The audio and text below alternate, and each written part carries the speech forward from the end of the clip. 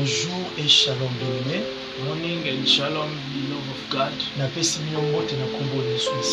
greeting you in the name of Jesus Christ. Welcome to the service of today. In the part that we are still following of this teaching, of the theme that is who are you? That's why before everything, we are going first to pray. Because we need first prayer avant d'abord autre chose. Before everything, il faut d'abord demander la présence du Saint-Esprit. We have first to ask for the presence of the Holy Spirit avant d'abord autre chose. Before anything else. That's why we are praying in the name of Jesus Christ. Yahweh na kombo na yo Yesu Kristo nzambe na kembo na tamu nyonso Seigneur. Na pesio d'abord matondi tope merci na mokolo o Seigneur accordé biso kokutana suna kati ya présence na pe na kati ya chaîne oyo tope na kati ya page o Seigneur kotelema liboso ya pepe na yo pe kolekana en direct Yahweh ezali petite ezali habitude te Seigneur papa tikete oyo ba d'abord ko sanctifier ko petola ngana no moto ona se présenter liboso ya pepe na yo Seigneur petola maloba na ngami suna nga ba penser na ngai Seigneur sanctifier ngai pe ba ko sanctifier pe ko petola ba instrument nyonso oto utiliser na kati ya bisika oyo pe purifier pe sanctifier monoko ya interprète Yahweh zalakati na biso pe molimo no et zalakati na biso Seigneur afin que tambwisa biso pe lobela moko na moko oyo koyoka maloba o Seigneur azala édifier pe e ba ko arranger pe ko bobisa makambo ebele pe bongisa makina pepe na yo to pe na bana yo Seigneur na kombo na Yesu Mesia soko sali yango tokoka pe ko pesa so merci tango ko ba accomplir sur des grandes choses pour nous Seigneur. Reçois l'honneur et la gloire Seigneur règne parmi nous. Yango lokola libota moko to lobi le susu. Merci Seigneur Jésus-Christ. Thank you Jesus Christ. Amen amen. Amen. Alléluia. Amen. Que Dieu vous bénisse. May God bless you all. Pourrons-nous manifester les signes de joie? Can we show sign of happiness pour la gloire de Jésus? For the glory of Jesus Christ. Il est merveilleux. He is marvelous. Il est le grand Dieu. He is the big God. Il est le tout-puissant. He is the powerfulest. Le comparable Dieu. The incomparable God. Babengaka ye na Swahili. They used to call him in Swahili Mungu ni mwema. a good God. Nzambe malamu. Misericord God. Nzambe na bolingo vraiment. Lovely God. Lelo tobandi toujours na kati ya lien. Today we are still continuing see. Tozwa lisusu morceau mususu ya partie mususu ya grand. Today we are still continuing in a link. We are taking another big part. Parmi ba grande puissance. In the big power of the class ou of classes that we talk in the link. La première classe tobani lelo na impudicité. In the first class we start today with impudicity. Donc na kati enseignement oyo in this teaching na bosepela na yo I would like you to garder question na biso. We must not just to keep our question na kati ya maloba oyo nazolanda in this way that I'm listening. Nazanani. Who am I? Nazanani. Who am I? Question eza pona frère. This question is for me. Eza pe pona ngai. It's also for him. Eza pe pona yo mtozolanda biso. It's also for you, the one who are following us. Na kati enseignement où faut se poser des questions. In this teaching you have just to ask a question. Who are you? Totangi na mokanda 1 Corinthiens. We are reading in 1 Corinthians chapitre 6. Chapter 6. Le verset verse 15 à 18. 15 until 18. Natangi na kombo na Yesu. Reading in the name of Jesus Christ. Na Biblia na mokanda 1 Corinthiens chapitre 6. We are saying in the book of 1 Corinthians chapter 6. Le verset 15 jusqu'à 18. Chapter 5 verse 15 until 18. Natangi Yesu na kombo na Yesu. Reading in the name of Jesus Christ. Ne savez-vous pas que vos corps sont des membres de Christ? Prendrai-je donc le membre de Christ pour en faire le membre d'une prostituée? Loin de là. Ne savez-vous pas que celui qui s'attache à la prostituée est un seul corps avec elle? Car, est-il dit, les deux deviendront une seule chair, mais celui qui s'attache au Seigneur est avec lui un seul esprit. Fuyez l'impudicité, quelque autre péché qu'un homme commet. Ce péché ce péché est hors du corps, mais celui qui se livre à l'impudicité pêche contre son propre corps. Ne savez-vous pas que vos corps est le temple du Saint-Esprit qui est en vous, que vous avez reçu de Dieu et que vous ne vous appartenez point à vous-même, la parole de Dieu. Amen. Et les gars, autant la Bible. La petite. The appetite. La PC 1 Corinthiens 6. I give 1 Corinthians 6. Le verset 15 à 18. Verse 15 until 18. Nga na komo tanga tina 19. He read until 19. Because this is really good. Listen first, the smell that is giving a good smell, really. Donc c'est très important. So it's really very important. We are now getting inside the problem of today. Of really the problem that made us here. In this morning or in this moment. They are telling us in 1 Corinthians that our body is a temple of the Holy Spirit. Our body is part of Jesus Christ. C'est pour cela that's why they are saying the one who know how to attach his body to or to leave it to prostitution or to prostitute himself.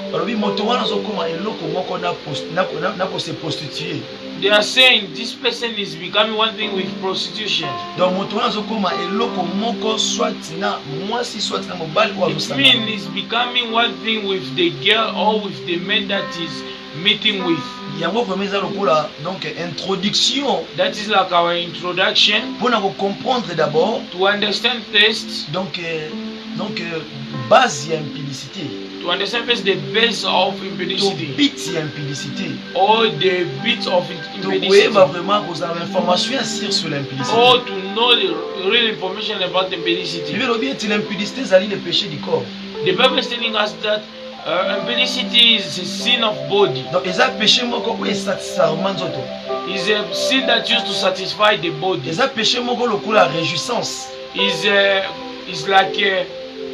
like a joy sin. Yeah, is a péché moko lokola mutu azana posa eloko mo de péché donc ezo komisa mutu na dimension moko donc soit disant qu'il na koloba ke donc ça na mutu donc babilo mo ya bien kaka na nzoto. Yeah, it used to bring a person in a dimension, or it used to make a person to reach the side of feel the body to feel good. Bien aimé, makambu ya impudicité. Beloved, things of impudicity. Ce que tout temps depuis na historique ya Bible. If we started from the history of the Bible, même depuis na historique ya l'impudicité. Or even in the history of impudicity itself. Impudicité c'est l'autre cas na génération na biso ndeko régner makasi. It's not something of our generation that came to reign a lot. Impudicité était ko cartonner car na génération o ya biso oyo. Impudicity did not come to what to be famous in our generation. Impudicité zalaki tina antiquité. Impudicity was there even long time ago. Donc na temps wana zalaki tango kutu ya blague te. In that time it was not even a time of joke. Imagine que bezolo ba était les filles de l'homme. Imagine they are saying girls of men. Bazalaki vraiment kitoko. They were really beautiful. Donc Bible so déterminé yango. So the Bible is determining it. Tozi bana ba Caïn. We take the child of Cain. Tozi bana Seth. We take the child of Seth. Tozi bana misuba botamaki wana. And many other children. Tango ba yako fonga mamisu. When they open their eyes. Oya comprendre que this one and this that non vana vraiment nzela bien. I'm really living with a good girl. Vana moi simora bien. I'm really living with a better girl. Oya bimina oyo. This one is living with this one. Atiki. He live. Oyo. This one also is taking this one. He live. Donc makambu wane bandaka na antiquité. So those things started since antiquity. Depuis nos anciens de makambu wane bandaka. Since our ancestors, it's when the thing started. Ba mariage moko oyo ezali non conformément à la légalité. Some marriages that are not conform to reality, to equality. Ba mariage moko oyo ezalaki vraiment corrompu. married that were in corruption. So tangi na livre ya Genèse chapitre 6, If you read in the book of Genesis chapter 6, le verset 1 à 7, verse 1 to 7, okomona ndenge Bible etangela biso ndenge donc source ya impudicité ekartonaki na temps wana. you see the Bible is telling us the source of impudicity that did take to be famous in that time. Biozoloba ete The Bible is telling us that mabe ya moto elekaki tellement mabe makasi. a man was so bad, Donc Nzambe aye kodéclarer que mabe ya moto eza tellement grand. even God even reclaimed that the badness of man is really very bad. Donc l'homme a se comportaki mabe na temps wana. It means the man did comport very bad, L'homme behave s'est very livré bad. à l'impudicité exagère. A man live himself in overloaded impudicity. Omona bato baza ndako moko, You see a person is in the same na ndako house, moko, in the same house. papa leki na mwasi wana, The father passed through that wife. mwana pa leki na mwasi wana, Also that same, the child also passed through voisin that pa lady. leki na mwasi wana. The neighbor also passed through that lady. Eza makambo oyo bandeko ko se passer na temps wana. So it was the thing that was happening during that time. Po soki totangi vraiment na Genèse Because if we really need to read chapitre in 6 na 5e Genesis verset, chapter 6 in verse 5, omona ke Bible ezo déclarer que you see that the Bible is declaring that méchanceté moto na mabele lekaki makasi. the anger of men in the world was too much. C'est-à-dire que tizo beta masolo impudicité awa, It means that since we are parfois talking il about faut pas kokondana na impudicity, génération oyo. it means sometimes you don't have to condemn this Mais generation, il faut kotalisa génération oyo ke but you have to show this generation that génération oyo biso oyo this generation, our generation, que that makambo oyo tozobikela all things that we are living through, toza bato ya liboso te. we are not the first, Parce que Nzambe azwi kaka biloko ezalaki because God just get the fix that nde was azongisi yango. and He put it just back. Ebi verset wana te. Here we know. Donc Nzambe azongi kaka babiloko ezalaki God just take Oh, things that elekanaki. was, things that was, azongisaka na existence. He just put it back in existence. C'est ça. Donc eloko asika ezalaka nango te. It's all that there's no new things. ozomona lelo boyi tanto mwana mwasi donc tozomona yango eloko na Facebook oyo atikali na string to pe atikali na soutien a publier une photo. What we are seeing in nowadays in Facebook, a lady remain naked and send it to Facebook as a Tanto oyo picture. esalamaki na temps ya antiquité ezalaki plus pire même koleka tozomona lelo. Maybe what did happen in ancient time was maybe more Parce than what que we are wana seeing today. tozomona ke meme ezobaki moto abike mwana ya moto azalaka nde kitoko boye. Imagine they are saying that the man, see that the child of this man used to be toyebi soki beautiful like moto this. aluli moto akomaka na point nini. We know if somebody would say that you are beautiful, we know that in which point you reach it. nazokende malembe malembe We are po going comprendre. slowly so that we may understand. D'abord pour comprendre impudicité na définition. Firstly, if you want to understand impudicity in the definition, Impudicité ezali baposa ya nzoto. impudicity is the feeling of the flesh. Po toza na impudicité toza pe na pudicité. Sorry? Toza na impudicité toza pe na pudicité. We have impudicity and we have pudicity. Po na pudicité Impudicity, là tomoni normalité. it's where we see Po na normality. kati ya pudicité tozomona même chaste aza na kati. Because in pudicity we are seeing even the men that Mais don't soki know totie girls. impie tobakisi kaka i na m wana If just we put the I and M, tomona ke wana déjà eza ekomi déjà illégalité. we see already it become illegal. Wana ekomi exagération. That became non-exaggerating. Wana ekomi sikoyo ya mabe. That is a reached the now overloaded level. Donc impudicité ezali baposa ya nzoto. So impudicity is the feeling of the flesh Kopase ba rapport sexuel. to pass through sexual activities. Donc naba ezotinda moto asangisa nzoto. It's pushing a man to attach his body. Donc moto akende kodécouvrir dakomi lokola moto lokola na ntango kala moto akende kosala kodécouvrir payer boye akena mboka boye mpona sosoti notion ya loko moko boye.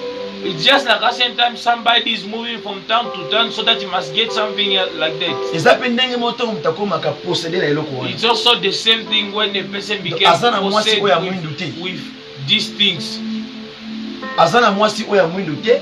If he's not having a black wife, Mwasi ya pembe te. not also a white wife, Mwasi ya chocolat te. not also a chocolate wife, Mwasi pe ya brune te. Not also a C'est-à-dire que dans white le wife. Bongo, It means what when I'm saying that aye awa yo kelenga oyo, he came here, he find this one is good. aye awa goûter oyo. He came that side, he Mais tasted comme il a good. le roi montou, akeneka na restaurant to na malewa, So it just became like somebody's going to avant the son babilo restaurant. wala na malewa msundenge zalaka. Before buying things in what's Ba in the omekisa e restaurant, bois they are biloko. going to make him taste To pe ba the oyo thing. kise bois biloko Or wana. they are going to make him taste the Desi thing. ko mutu akomi komene vie na ye bongo. Or it's the same way that the person comme il vit à started Sangisa, going Sangisa. life. He became a life of C'est ça mixing. l'impudicité en général. That is impudicity in general. L'impudicité est pour aussi les hommes mariés, Impudicity is also for married people. les femmes mariées, Also women that are même married. bali oyo baza na basi na bandako na bango babala. Even men that Officiel are to married be legal. officially or illegally. Impudicité aussi peut se passer là. Impudicity also can pass there. Tant que mutu amoni ke tokoma malembe malembe, Since a person say that, oh, we are going to read this. amoni book ke by slow. partenaire na zo satisfaire He Yesu. see that his partner is not satisfying Amoni ke him. partenaire na ye aza sous na capacité na ye te. He see that the partner is not having that Oyo capacity. mosusu alobaki azalaki mwasi avi na ye te. Or the one that other used to say is he So, was Mr. not the, Mandela, the wife of my life. Now they asked that you were seeing, how were you seeing that he was Oh, quand the tu wife dis of que your life? aza mwasi avi na ye te, est-ce que miso oyo emonaki na tane emonaki na miso ya mwasi nini? Now, if you are saying he's not the wife of your life, the eyes that did see him that time, was it not your eyes? Azalaki mwasi na tanda to azalaki mwasi kaka ya kosatisfaire yo? Was it a wife of is waiting or she was just a wife Là to tomoni satisfy? déjà sur l'impudicité à There l'intérieur. we see already its impudicity inside. Donc ata bato babala, So even people that are married, donc ata bato babali pété, even people who are not soki married, déjà mutu akomi kochanger ba partenaire à partir de deux, even just when a person starts c'est changing déjà partner l'impudicité. from two, it's already Alors que impudicity. l'impudicité ezolié mutu na kati ya lelien. But impudicity is already linking people to the link. Yango tobengi yango eza pe puissance ya eza pe puissance na kati ya lelien. That's why we call it that is also a power in the link. Parce que impudicité eza lien moko vraiment puissant. Because in the link we are seeing that Eza impudicity lien is moko a kozwa strong ngo na link. légèreté te. It's not a link to take it as a joke, as Démon granted. impudicité azalaka puissant. The devil of impudicity used to be powerful Po azo jouer na charme, because he's playing in charm, azo jouer na séduction, he's playing in seduction, azo jouer pe na flatterie. he's playing also in Pe aza flattery, coituré. and also he's calling, Aza pe na he's ba parole attracting. He's also having séductrice. word that is going to seduce you. Donc c'est eza lien moko donc So it's sur really laquelle a tu link. peux négliger ya moti. It's a link that you cannot. D'abord, You tu cannot comprends d'abord know. passion, outrage et outre. We have first to understand that the passion, Tant que la passion, when we're talking about Outre. passion, outrage passion, c'est-à-dire quoi? it means what? Azali obsession. It means obsession. Eza moto azali obsédé. Is a person that is obsessed. Donc mutu pas komaka obsédé na kati ya impudicité. A person also used to get obsessed in impudicity. Parce que ça na yebi na étape moko ya kibolenge, I know in a part of you, même ate pas moi c'est pas mobali. even in a man or a woman, Le jour quand reconnaître mobali libosu ya vie.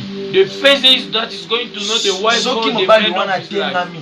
If just that man or that To mwasi woman wana went atengami. or just went, Batamboli na normalité te. they didn't walk in the Omona straight ke way. mwana to mobali wana You see that man or that wife, akokoma na envie ya kochanger ka bapartenaire. you feel like just changing partners. Donc aomona soki asali yango te donc aza akimia te. You see like if you don't do it, it's Il faut not ça, la feeling good. caca. You just have to do. Nde wana déjà commis obsession. There it's getting already to as a Donc mutu obsession. wana déjà commis obsédé. It means that person is already Parce que getting aza obsessed motivé na esprit moko eza étrangère kati na ye. because he's motivated by a spirit that is inside him. Amen amen. Amen.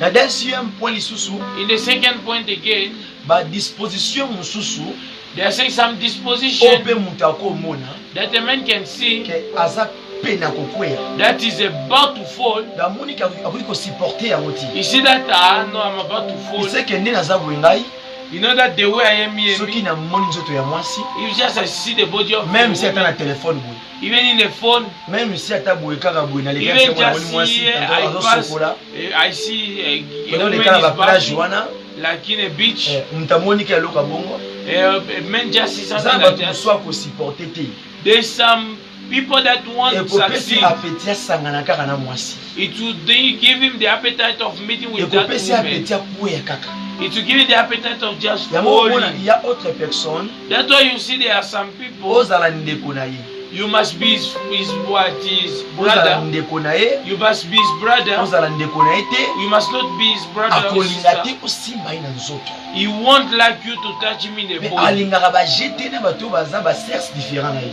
You don't like joke with people who are having different sex. Ce n'est pas dit qu'il y a un caractère mabe. It doesn't mean that he's having a bad Tantôt behavior. il bien qu'il y a des faibles. N'a jamais touché. Maybe he know himself that he's weak in those game of touching. Aibi qu'il y a ceux qui va jamais banda wana tantôt na zemo bala banda wana mwasi kosuka na mbeto.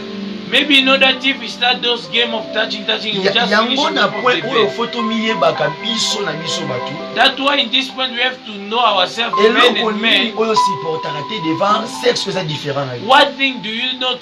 Are you not what? Are you not Devant moto aza na succeeding sexe to faisait pass différent na yo. to a person that is having a different sex than you? Devant soit mobali, devant soit mwasi. Maybe in front of a man if you're a woman, or in front Biso of a to woman mona if keza na you're basi a mususu man. kwa mona mbali te ba lokwa ba pola tolo. We have met with women that we used to see. If you don't succeed to see a man with what beers on the Ezapele on mbali the mususu shoes, ka moni juste kaka ta tolo mwasi ka ndenge dessiné nde ba mama mususu bazalaka lati senge moni atiki mwa ba bouton wana telemi bongo mutu mbali mususu amoni yango bongo akwei. there are also some men if just you see a woman wear something and it's giving out the what those buttons that used to be Let them near go the sexy. breast. Yeah, you wear a sexy thing, you see just you fall. Ezapele na garçon mususu There are also some men. asupporta te komona sera la tane te loko e dessiner sima na ye lokola azomona sima na ye mais la sersi donc nyonso lati azomona. There are also some men that don't used to succeed if you see a woman wear something that is what it's drawing the way inside there it is. Po impudicité mutakenda te kambala mwa akia fungoli ndako akoti bavandi te. No, impudicity is not just it started though a person come, he open the door and he gets inside the house and he sits. Ebandaka nde otambola It used to start he's walking, atuni he asks. mutango azalaka awa That person used to soki azalaka be, wana if he used to be here, akomi abeti porte he starts to knock. soki bandimi akoti If they soki accept bandimi him, ete akota pe te. if they don't accept him, you also go. C'est-à-dire quoi? It means what? L'impudicité bandaka moke ti ezokola. Impudicity used to start small by small until when he's growing up. Impudicité bandaka nde jardin akendaka kolona ake koseme bagraine na ye azozela ebota nde bandaka bacroissance wana malema. Impudicity used to start like a sower went to plant his things, to plant the seed, and then it's growing slow by slow. Mutu akozala pe na esprit d'abord ke kozala ya makila pe ya famille esprit ya kidumba esprit ya kosangisa nzoto mais mpona yeba mpona kota na monde wana esengi faut apprendre. A person can also have that bloodline or the link of bloodline that they used to what? To have impudicity in their blood, but for him to start it, he has first to start slow by slow to Yango learn. moni pe lelo so koti na bareaux sociaux komona ke batangisaka même comment est-ce que mutu akopasser rapport sexuel, comment est-ce que mutu akoki kokweyisa mobali to pe mwasi. That's why if you go in in internet, you see that they are teaching people how can a man make a girl fall in love, or how can a woman make a man fall in love. Donc tozomona ke le monde a évolué We are seeing that the world is evaluating, même ata na point makambo ya impudicité. even in the side of impudicity. Yango omona ke dans notre point so omona ke ba pays mosusu bakoma kosala même rapport sexuel na moyibi pe na balabala.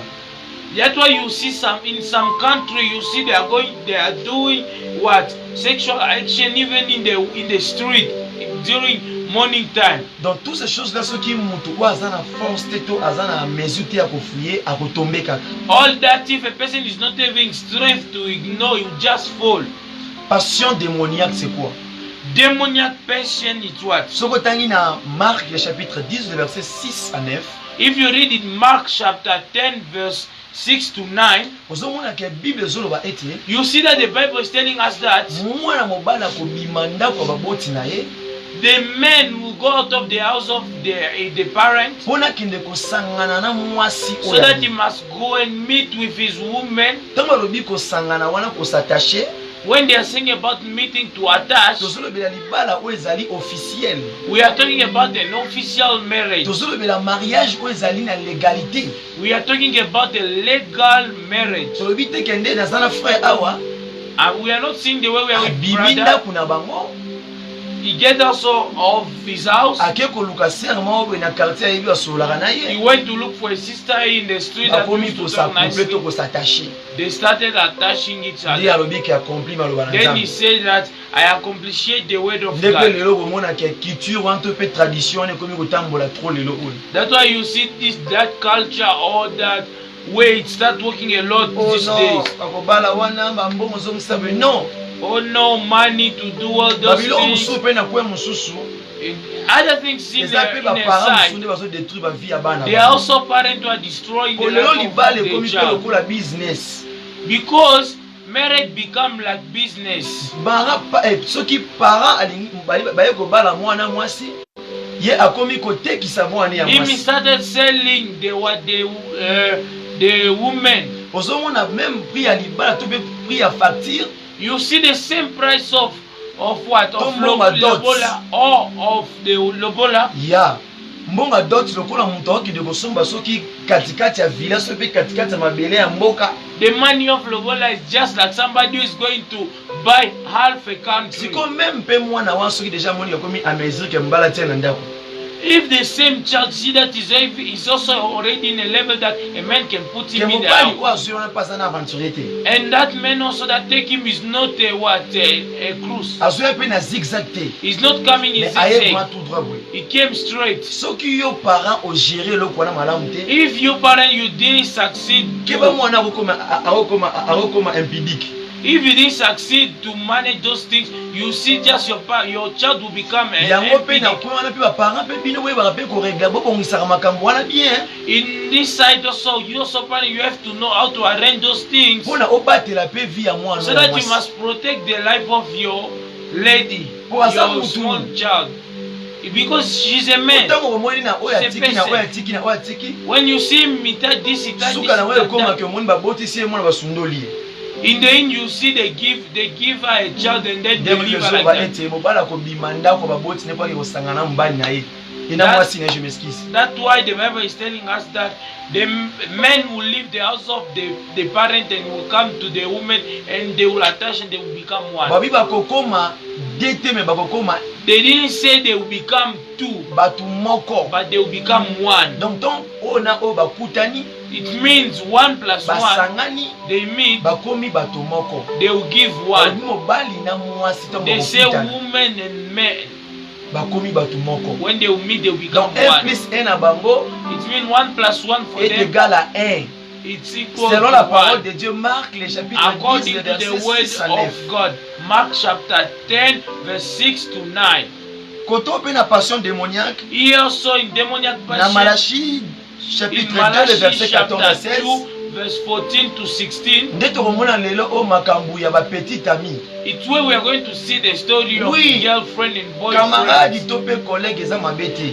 Yes, to be friends it's not Soki bad. garçon to sert à se peine eza mabe pe te eza ma eza If a malamu. brother or a sister like you, it's not bad, it's Soki also pa lingi nice. bovanda neke te bokendela na processus ki fiancé eza mabe te. If also he wants you and her to take the processes of fiancé, it's not also bad. Je vous encourage bien aimé. I'm encouraging you. Ya mabe eza nini? The bad it what? Omoni mutu na temps ki petit ami You see a person in the time of girlfriend, déjà komi boyfriend, ko jouer to pe ko sakana na mwana bato ya mwasi. already started playing. Déjà Even ebi tous les ancient. 4 coins ya nzoto ya mwana mwasi ya mwana bato ya mwasi. Already know all the four corner of the body of the woman. Mosusu pe eza bana basi yango bango moko.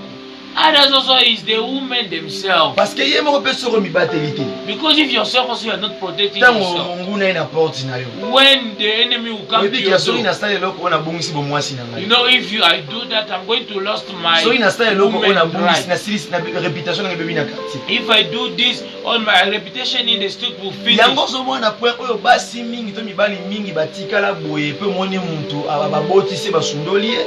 That's why you are going to see there are a lot of women and men. They are going to give birth to. They are going to give them pregnancy, and then they will leave them like that with their children. Nyonso wana likolo ya réputation. All that because of reputation. Ata mobala azalaka na posa témoignage ya malamu mpona mwasi alingi abanga. Even a man need a good testimony for the wife that you want to marry. Même pe mwasi azalaka pe na posa témoignage ya malamu mobali oyo alingi apropose abala. Even a woman also need a good testimony for the man that want to marry.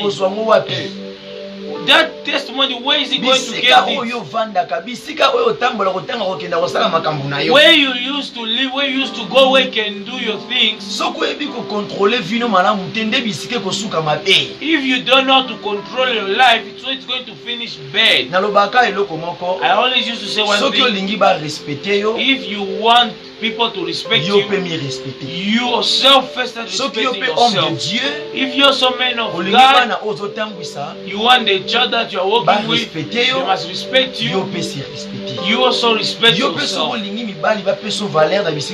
also, if you want men to give you value, you know also how to treat your body. Yeah, même à tes pas mobile ils appellent bon. Even in a man, you have also to know how to treat your body. Histoire ya jeune. Because the Bible is telling us the story of a youth. Donc mobile na kibolenge. A youth during his youth, or a young lady, they meet and then they meet, rapport sexuel, not to meet in the sexual no, but they just meet and they start their knowing, amis, frères, like just sister of church or colleague. They started walking. During that walking, they didn't reach the age. Already one know another, and another also know another. Since also they already know the sweet of that young lady, because it's not always one. It's also women that are like that. There are some women that doesn't want you to marry her, but just want you just to what? To satisfy her. You just see her when you just finish all that action. He said, no, this one was not the wife of my life. Can I love really a woman like you? Can I really love a man like you? So there already is a demoniac passion. The Bible is against such things. Marriage is for good and bad. Marriage is not to follow the man because of money, because I'm beautiful, or because that woman is having some part that used to beat you in the eyes. Be careful, grace is sometimes a liar. If you are following the artificial way, the day that you are going to discover, you are going to put, but it was not a big mistake. C'est alors, bien aimé dans le Seigneur, it's then, beloved, faire très attention. You have to be careful. Que Dieu vous bénisse, l'homme de Dieu. May God bless you, man of votre God. commentaire là. Et votre commentaire là. Your comment. Que Dieu vous bénisse aussi. May God bless et you again. surtout nous, génération Oyo. And also as this generation, you see even inside the church, frère Azat Anton a 3 sœurs déjà découvert bango. The brother is having already 3 sisters that he knows their body. You see even himself, the pastor. He's having sisters of what? Who used to sing, and also ushers that they used to enter one by one. One by one, yeah.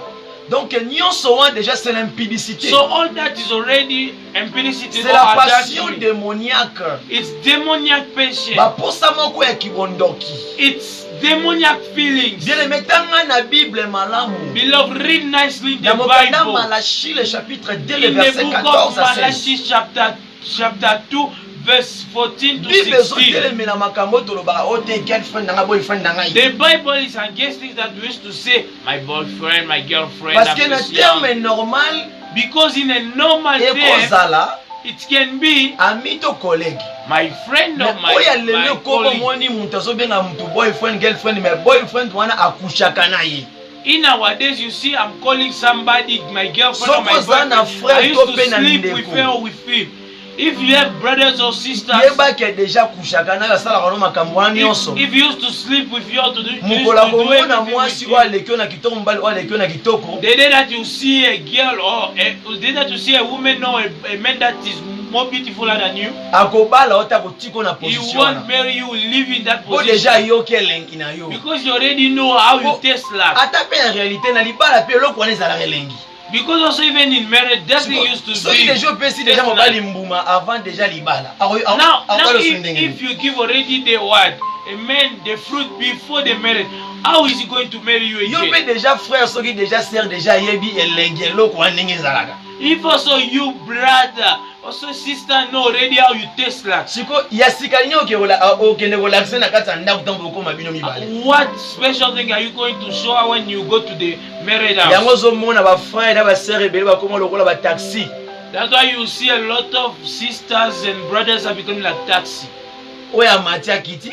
This one come inside the Akena car. arena komi akiti. He went until where he was going, you go Mususu down. susu epa matia Another one continue. again inside he continue. He still he goes Si down taxi wana go kufa, until when that taxi will erotique die, héritage te. it won't leave any heritage. Na kanisa ko yebisanga amen. I thought you are going to say amen for the glory of God. Que Dieu vous May bénisse. God bless you. Bakisa sur le livre de Tournon, And again in the book of Deuteronomy, chapitre 24, verse 24, le verset 1 à 4. verse 1 until 4. Au verset de Tournon, You are going to read again in Deuteronomy, chapitre 22, chapter 22, le verset 13 à 19. verse 13 to 19. Bien aimé, l'impudicité c'est quoi en général? Beloved, impudicity is what in general? L'impudicité c'est le péché du corps. Impudicity is a flesh sin. Tosalaka masumu to mabe musu to kometaka. We used to do all sins out of the body. Là c'est hors du corps. There it's out of the body. Mais l'impudicité ça pour satisfaire pour son But impudicity used to satisfy this flesh. omona boko na ngai You see, he's na saying, simbe boye tantu esala eloko te. he's touching here, maybe he's not doing Mais soki anything. mwasi aya simie boye. But if a girl touch Moni like frère this, waza awa. you see this brother Abo here, bima chair de poule. it can remove Musu ako lenga chicken na pox. makolo. Another can even be shivering in the legs. C'est-à-dire quoi It means l'impudicité? what? Eza Impudicity likambo ya nzoto. is things of flesh. Importance ya impudicité. The importance of Mpona impudicity, comprendre yango. to understand Yeba it, ke eza désir de corps. you have to understand this, the desire of the body. C'est ainsi que soki mutu That's why you see if to a person mobali or a man, yeba ke na vie na yo you know that in your soki life, déjà osangana na basi 5 if you're already you have meted with 5 women, to mpe mibali 5 or already with 5 men, yeba soki baza na 500 démons if they have 500 demons, yo mpo ozwi la moitié na ye you also you take half of it. selon 1 Corinthiens 6 According to 1 Corinthians 15 6, 18 15 and elobi 20, soki ose prostitue it say if you prostitute soki yourself, olimi kosangana if you accept to meet, kokomisa nzoto lokola atterrissage ya kindumba to make your body like ya an koyamba aeroplane, badifférent like partenaire an aeroplane of prostitution, yeba ke okomi lié boye not ready that you are c'est linked, ça kolié not ready that you are okomi linked, lié not ready that you are okomi linked, lié you are linked, eliaison wana esalama na kati ya âme na yo and that link is doing it in your na soul, kati ya âme na in yo your soul, et ton âme ekomi souillée and your soul will be dirty now, parce que ton âme c'est le corps, c'est le temple du because Saint-Esprit. your soul is the temple of the Holy Spirit. Parce que pour âme na yo ezala en œuvre par rapport au Saint-Esprit, For your soul to be in ever il with the faut Holy koyeba Spirit, kotambwisa body na yo. you have to know how to work with your Soki body body. no eza souillé, If your body is dirty, yeba automatiquement okomi lié de démons. not ready that you are a place of demons. Ah, dis amen pour la gloire I de Jésus. say amen for the glory of Que Dieu vous God. bénisse. May God bless you. Que Dieu vous May bénisse. God bless you. Que Dieu vous May bénisse. God bless you. Donc nombre des esprits Numbers of spirits oya mibali ozokutana na bango of men that you are meeting to with, mpe ya basi ozokutana na or bango of women that you are yo meeting okoma with, déjà un. not ready that Yango you became bato already mosuku omona one. ye That's why you see some depuis people, abanda vie ya mabe, since when he started bad life, depuis abanda vie ya kindumba to pe vie since ya when he prostituer, started life of prostitution, akoki komata te na niveau he business, cannot go up in level of business. akoki te komona success na niveau He affaire na ye, cannot see success in his akoki work. te komona progrès na niveau He éthique na ye, cannot see progress during his parce que study même time. impudicité si ça mutu mayele, Because even impudicity used to finish the cleverness of a même person. impudicité ekitaka capacité la puissance que oza nango na kati ya bonzambe.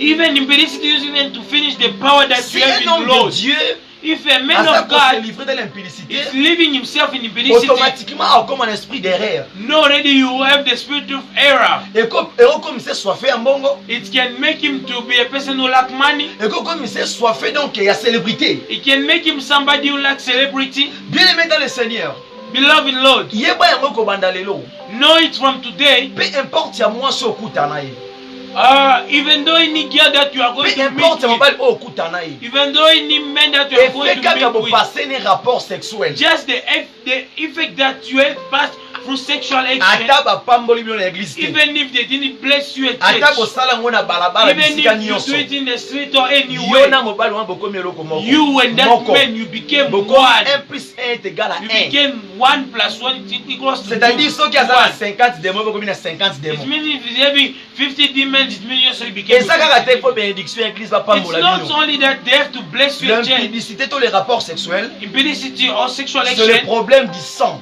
it's problem of c'est le blood. problème du sang. It's problem of C'est ainsi que blood. dans la prophétie, That's why in prophecy, Dieu faisait l'alliance God were doing an alliance avec l'homme par with rapport au men sang. according to blood. C'est pour cela les hommes aussi, That's why men aux temps also, anciens, in old time, lorsqu'il commet quelque chose qui n'est pas bon, if he do something that's not il va good, aller he will go se mettre là, to sit there dans le holocauste, dans l'autel in the altar, de Dieu pour donner les sacrifices. in the temple of God to Il give faut atangisa sacrifice. makila. He have to make Po blood to azonga flow moto moko na so that he nzambe. may become one with C'est God eza pe again. ndenge moko pe na biso bato. It's also the same with us Ntango people. osangani na moto mosusu, When you meet with a man okombine eloko again, moko. you become C'est one. ainsi que Jésus pe atangisaki makila na ye That's why Jesus gave out his blood po akomisa biso bafiancé na ye. so that he must make us his fiancé. Apeselaki biso dot par son sang. He give us lobola through his blood. Apeselaki biso mbongo ya libala He give us money for marriage na makila na ye. through his blood. Libala wana esalamaki wapi? Where did that marriage Na take ngomba ya place? Golgotha. In the mountain of Quand Jésus Golgotha. azotangisa makila na When ye, Jesus was giving out his na bisika blood, azofutela biso in nyongo. that place he was already Oyo paying papa no for us afutaki. the credit that your parent didn't Oyo pay. mama no afutaki. What your mother didn't pay. Que Dieu vous May bénisse. God bless you. Si vous avez des If questions, you have questions, si vous avez des difficultés if you have some difficulties sur ces points, in this point, écrivez-moi dans ma chaîne, just write in my channel, écrivez-moi dans ma page, just write in my page, écrivez-moi là. just write there. Par la grâce de Dieu, je vais vous By the répondre. grace of God, I answer. Bien-aimé dans le Seigneur, Beloved il Lord, faut être souple. you have to be Je vous careful. demande la souplicité. I'm asking you to be Na careful. okende maroute lelo. I won't go fast Na today. point ono okende ngo malembe In malembe. this point, I'll go slow by slow. Parce que lelo otokomona ke Because today we are seeing that autre personne zomona ke so azolata alati capote, other people are saying if they wear condom, soka me alati ameli pilule, if he drink pill, mpona ye amoni ke wana for him he's saying there, asali péché he te. didn't sin. Bien aimé tokoma na maître. Beloved, we are going to reach it. Yango naza koinvite na partie mosusu etikali ya That's why maître. I'm inviting you again in the Pour second part comprendre of the pourquoi book. na kotali so pourquoi le condom et pourquoi le pilule. I will make you understand why condoms and why also drugs. C'est biblique. It's biblical. C'est biblique. It's biblical. C'est biblique. It's biblical. C'est lui qui s'abuse The one who is abusing au temple du Saint-Esprit. is abusing the temple of the Dieu Holy aussi Spirit. va lui détruire.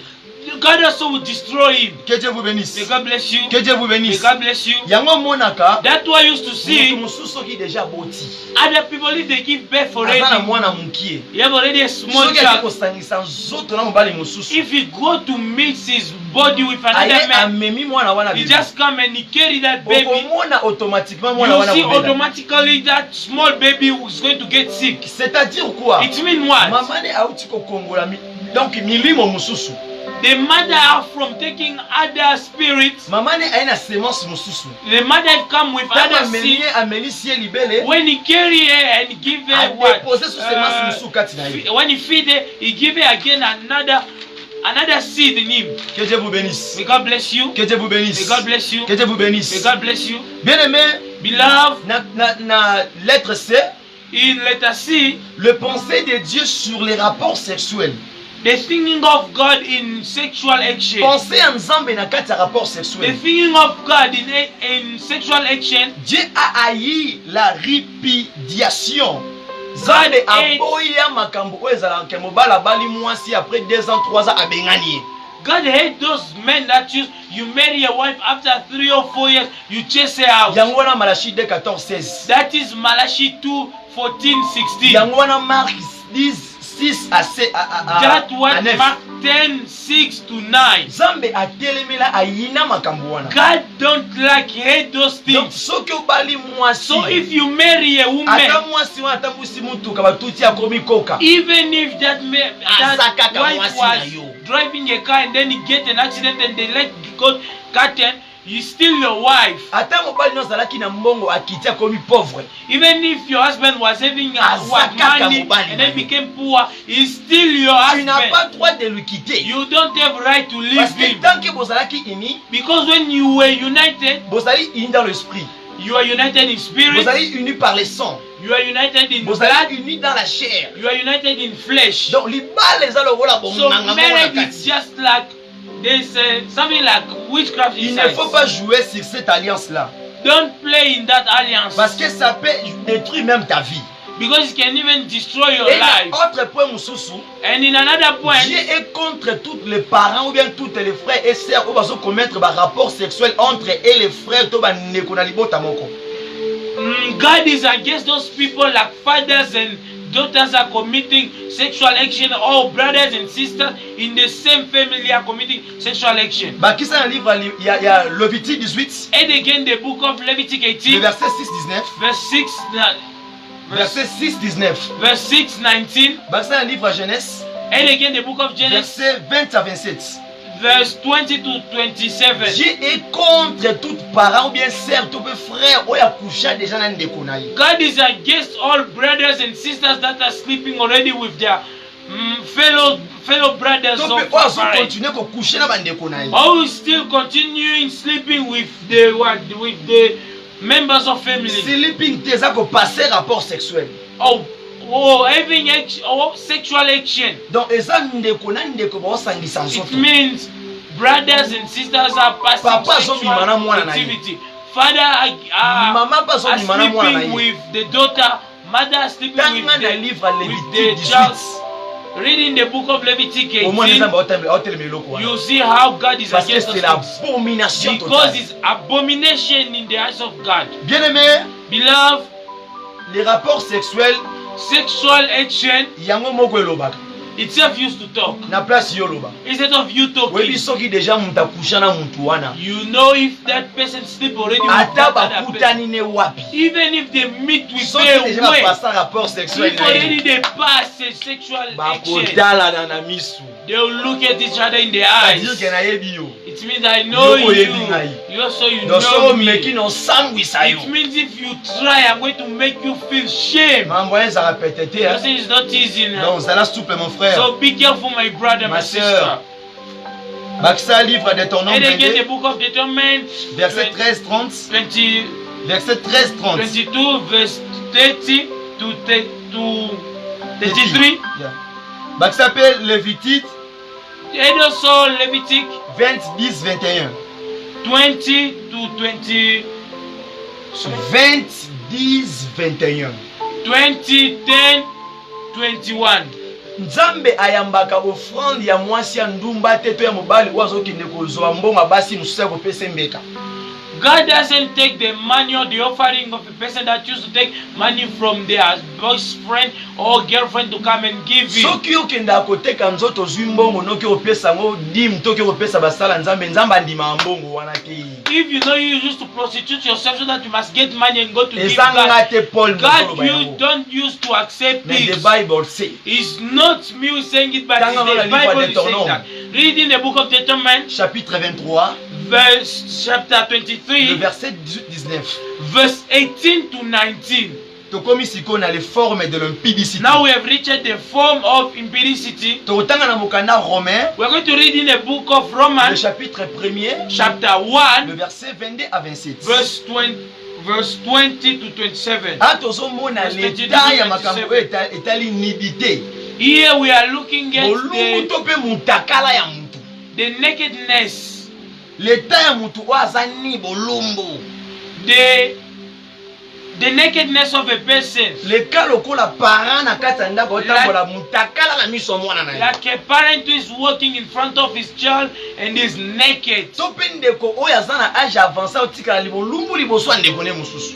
Or a brother or a sister that is already in advanced age that is remaining naked in front of Moi his déjà small bon brother mutu or oyo sister. déjà aza na adultes. Or we are talking about people that are already an adult. Mutu oyo déjà ya komi déjà na priorité soki ameki bo atie mwasi zemi to pe mwasi pa kobema zemi. Or a woman that is a level that can already carry a baby, or a man that can give already a Soko baby. tangi na Genèse chapitre 9, If you read in Genesis le chapter verset 9, 20 à 27, verse 20 to 27, okomona ka ya Noé. you see Noah.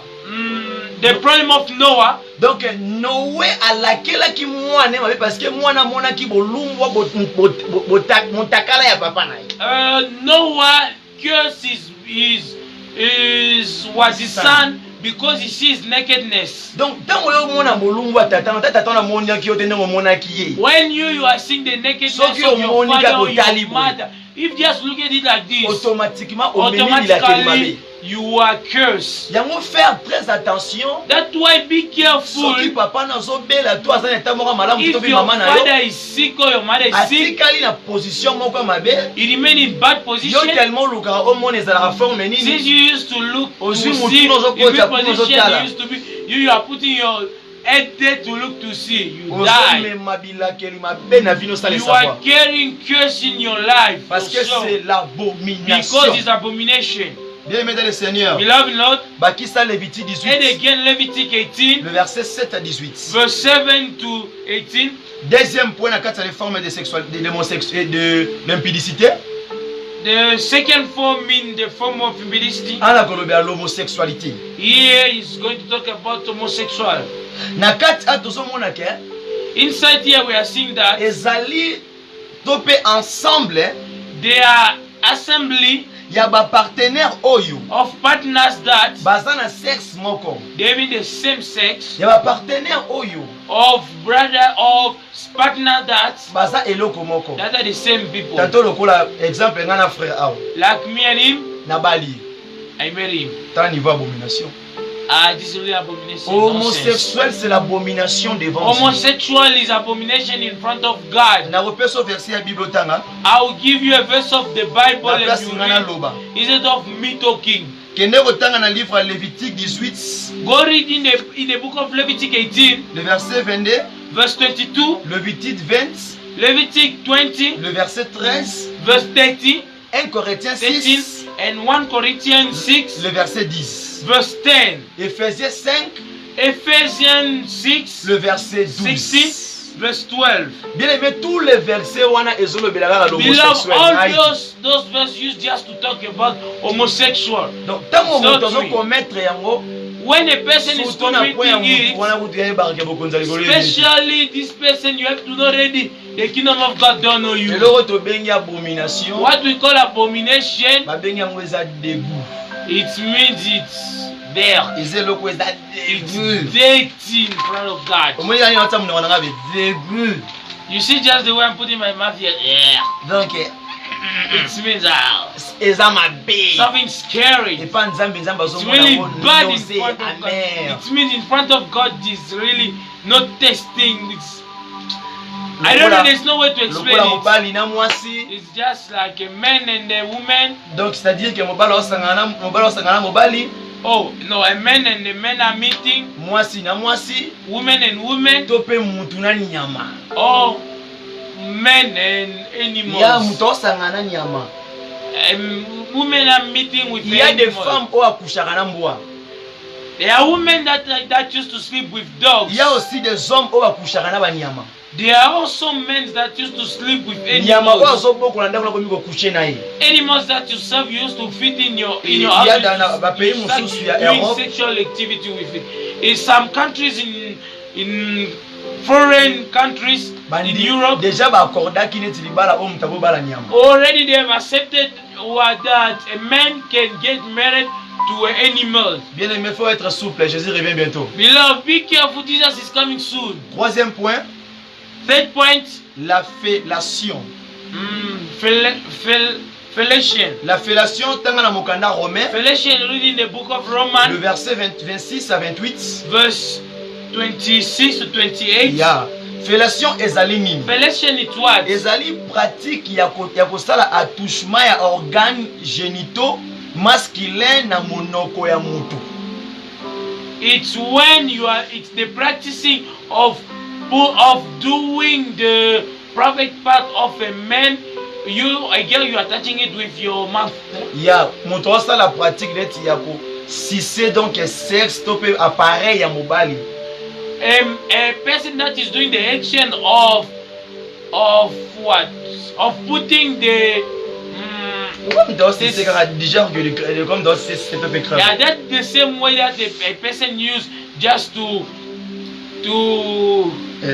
put a sweet in the mouth. Yeah, The same way also that action used to happen. Ya totangi na mokanda We romain. are reading in Romains le chapitre Romans chapter 1, le verset 26. verse 26 Pour la clair. to 28. I must be clear there. Bible ebisinga boye. The Bible is telling me that Alors on ngala pour nous comprendre.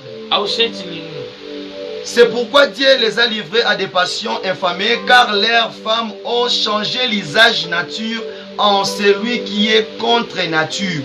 Bien obiete, The Bible is saying that Zambe aibi ko livrer batu wana nyonso God leave those people na makambu wana ya mabe. in those bad things that they were Parce que doing, basi na bango balongoli ba sexe o ba pesi bango pa nzambe naturel. because their women remove the normal sex that God give them. Azwi sexe na ye komi na monoko. It take their sex is becoming the mouth. Ezanga te Bible ndezoloba. It's not me, it's the Bible is saying. Donc tant que c'est la eloko oyo, When we are using ne that te thing, condamne pas, répands-toi seulement. don't condemn yourself, but just Tu n'as pas repent. perdu ton temps. You didn't waste your Ne te time. condamne pas, Don't répands-toi condemn seulement. yourself, but just repent. Répands-toi simplement. Just repent. Babi mobali pe na tour na ye. And also a man in his time, Atiki njoto ya mwasi, he leave the body of ake a woman. koluka pe ya muninga ne mobali. He go to look for the body of another man. Ya mususu pe ezali, For another is ezali pratique ya kosala attouchement na organe to pe ya mwasi. he's also touching the private part of a woman. Mobali azwi mololemo na ye oyo akotisi yango na sexe ya mwasi. Langue, A tangue. man take his tongue and he put it in the private part of a woman. Donc c'est l'abomination bien It's aimé. abomination in front Donc of quand on God. parle de la impudicité, c'est l'ensemble de toutes ces choses ici. When we are talking about impudicity, is Mais the pour aujourd'hui, nous assembly sommes of all that.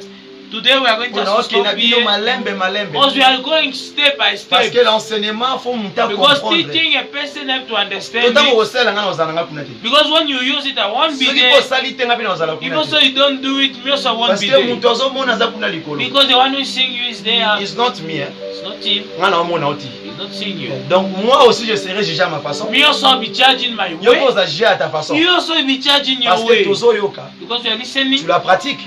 You are practicing it. Kotanga eza bien. To read it's Ko good. prêcher eza bien. To preach it's good. Koyoka pe eza To bien. listen also it's good. Koyemba pe eza bien. To sing also it's good. Kobondela pe eza To bien. pray also it's Mais la good. chose qui est la plus But the difficile, most important c'est thing la and pratique de la parole difficult de thing is to practice the word lorsque of c'est God. lui qui met la parole de Dieu But the en one who pratique, is putting the word of God in practice il est plus fort que batu nyonso is bazosala stronger than bamakelele all na those luganga one who used to scream and do that and do this. parce que c'est ça la vraie, c'est ça la Because it's vraie la that that crainte de is the Dieu. real fear of God. Mosusu pe eza nini? Another it's what again? Mutu oyo mpa osala attouchement to azokotisa lolemo na ye na nus to pe na fesi ya mwasi. The one who is putting his mouth or his private part inside the butt of a woman. C'est là que c'est toutes ces choses-là, c'est l'ensemble aux hommes qui fait sa abomination pensant. It's there the assembly of all things that is doing Pour abomination aujourd'hui, in the eyes of God. For today, Je prends que 1 heure du temps. I just take 1 Je hour. respecte le temps I respect time parce que notre Dieu c'est le temps. because our God is a God Notre Dieu est un of Dieu de order. l'ordre. Our God is a God of Il n'est pas order. un Dieu de He's désordre. not a God of Ce qui disorder. peut monter en ici. If you also the one Oza na who used bana to no encadraka. preach, you have your child that used Nanu baleka na to teach. affermissement They te. didn't pass through breaking. Non baleka na brisement They te. didn't pass through breaking. Benga bango baya. Call them the must come. Baya kolanda. They come, they must Ekozala listen. avantage na yo. It will be good for Pe lokumu you okende pa nzambe. and also glory Parce que will go soza back to kuencadrer God. bana baza ba Because impidi. if you are what you are preaching children that are empiric, C'est que le papa c'est impidi. it means you so far that you are C'est-à-dire empiric. quoi biloko musoza It means what? biloko mususu donc ozolakisa bango pas comme ndenge esengi. You other things you are showing them, but not the way it's supposed to be. Oyo nazosala What I'm doing, nazoyiba mutu te, I'm not stealing anyone. nazofinga mutu te, I'm not insulting anyone. nazokritike mutu te. I'm not criticizing Mais anyone. eza na temps ya éclaircissement. But it's just the time of clearness. Mutu amona, A person must see, ayoka, he must a listen, comprendre. and he must C'est understand. pas lokola prophétie ya Esaïe, It's not like the prophecy of mutu Isaiah. azomona, The person is seeing, lokola azomona te. but it's not like he's seeing. Azoyoka, He's listening, lokola azoyoka but like te. he's not listening. C'est ça. That is it. Donc ça c'est ma page. So this is my page. Et rediffusion ezolekana na page na ngai YouTube. Rediffusion is used to pass in his YouTube Na page kombo ya Paul Bouakassa. in the name of Paul Bouakassa Tu vis.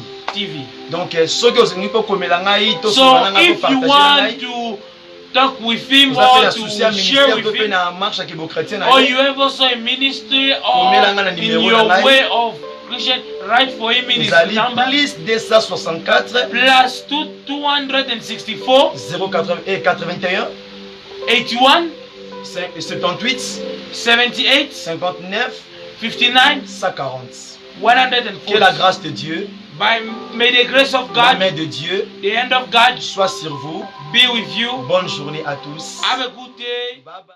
Je n'avais rien.